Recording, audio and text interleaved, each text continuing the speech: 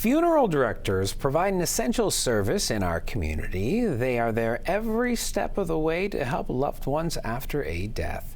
From taking care of the body to planning the funeral itself to guiding them through legal paperwork, today is National Funeral Director Recognition Day. Nikki Wesley asked local funeral director Sarah Sunnucks how she would describe her position in a single sentence. Grief counseling party planner. We're just like everybody else, you know. People really think that we're kind of a different type of person to be able to work in this industry, but we're just like everybody else. We're just trying to help those around us and just trying to be an integral part of the community. I took one of those career courses, you know, you like have to write all your answers down. And it came up funeral director. And I literally said, how did I press dead body? Like, I don't remember pressing dead body, right? So I was completely confused why it came up funeral directing. But now that I'm in the career, it's very detail oriented. So you need to be on your A game with families. You need to be a big picture person. So you have to kind of walk someone through what it's gonna look like from start to finish. Today, the industry is very different from the days when the task fell to the carpenter just because he happened to make the coffin and had a horse and buggy. It's switched from a male-dominated field to a female-dominated field.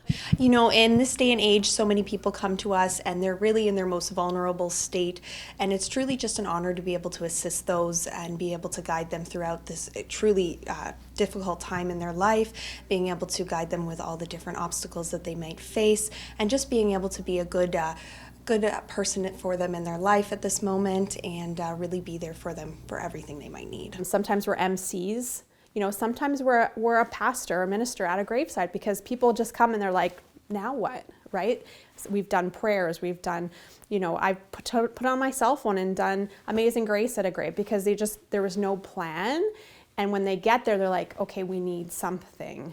What more can you do for your fellow human, right? When they're in a really bad space, then how can we support them and help them through it? But the position can be very stressful.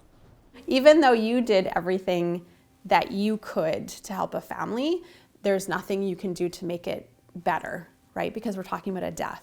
So that pressure can be really hard. Family expectations can be very hard, because, you know, as much as you want to do as best as you can't bring that loved one back, and you can't make it better, right? So that can be really draining on a person when you really try hard every day and give it all every day. To help keep directors in the industry, they're working to create more peer supports for things like compassion fatigue and PTSD. Sarah shares the top 3 things she wishes community members knew. We're here to help them at any point. Like if there's a question, if there's a concern, our funeral industry, like our funeral home is 24/7, so we're always available to help.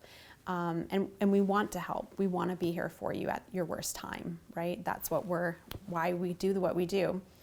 Number 2 is that it is so difficult on families if you don't plan ahead. And like, that's kind of my motto, is like, please do this ahead. Like I said, you know, you wouldn't plan a wedding in 3 days. Why are you planning a funeral, right? Like, and yours might not be as detailed as a wedding, but it's definitely as important, right? We want to treat everyone with respect. We want to treat everyone with care.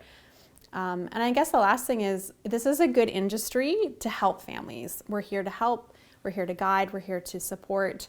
And, you know, we want more people to join our industry and to be a part of our industry, because it's a good place to be. And it's, you know, helping someone on their worst day is the best thing to do, because you're there for them when they need it the most, for sure. For Halton News, I'm Nikki Wesley.